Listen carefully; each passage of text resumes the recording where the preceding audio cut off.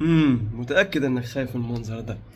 خايف منه لان تقريبا شفته ببابا او ماما وخايف لا يحصل لي او هو عندي. طب هو حصل ليه؟ لو انا بحس بتقل في رجليا وكرامبات بتجيلي بالليل وشفت المنظر بتاع الفاريكوز فينز او الدوالي، ده بسبب ان انا عندي ضعف في عضلات السمانة. وعضلات السمانة هي القلب التاني. لو انا قلبي التاني، قلبي الاولاني اهو بيضخ الدم لتحت، طب قلبي التاني بيضخ الدم لفوق اللي هي عضلات السمانة. لو هي مش شغالة كويس ما ده هيضغط على الأوردة، والأوردة بتاعتي مش هتقدر تستحمل كل ده لأن معهاش القلب التاني اللي تحت اللي هو المضخة الكبيرة اللي هي إيه عضلات السمانة. فعشان كده بنصح جدا بالتمرين ده.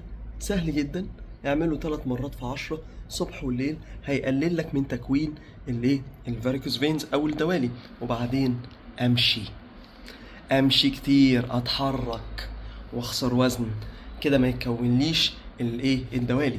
لكن لو انا قاعد مريح ما بتحركش وقاعد على المكتب على طول واحس بتقل في رجليا والكرامبات ممكن تصحيلي من النوم بالليل واشك في القلب، اوبا لا يكون عندي القلب، لا ده بالعكس، انت بس السمانه عندك مش شغاله كويس.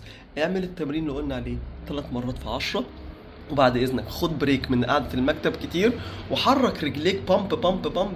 حط سلمايه تحت رجلك وافضل اعمل كده على رجلك تحت، تحرك بيها السمانه ان شاء الله ما يجيلكش ايه الدوالي ولا الاخطار بتاعتها. الاخطار بتاعتها اللي هي ايه جلطات في الرجل، وممكن الجلطه تتحرك من الرجل تروح للمخ. فخلي بالك لان الدم لو اتركن جوه الاوعيه اللي مش ماشي فيها الدم دي كويس، ده خطر مش حاجه سهله. ماشي. ثانيا انا عايز بقى اتحرك واخد بريك واعمل التمرين واتمشى كتير واشرب ميه كتير جدا. ساعتها بجد مش هيجيلي الخطر ده، لان انا لو انا شفت المنظر ده في ابويا وانا رجليا بيضه، الستات وانا رجليا بيضه، والمنظر ده هيبقى وحش قوي، هيبقى باين. ولو عندي في ابويا او في امي الكلام ده، يبقى انا عندي مرتين تلاتة ريسك، او ان انا عندي خطر مرتين تلاتة اكتر من اي بني ادم عادي ان انا يجيلي الدوالي دي. خلي بالكم عشان الدوالي مش حاجه سهله. وهذا والله اعلم. السلام عليكم.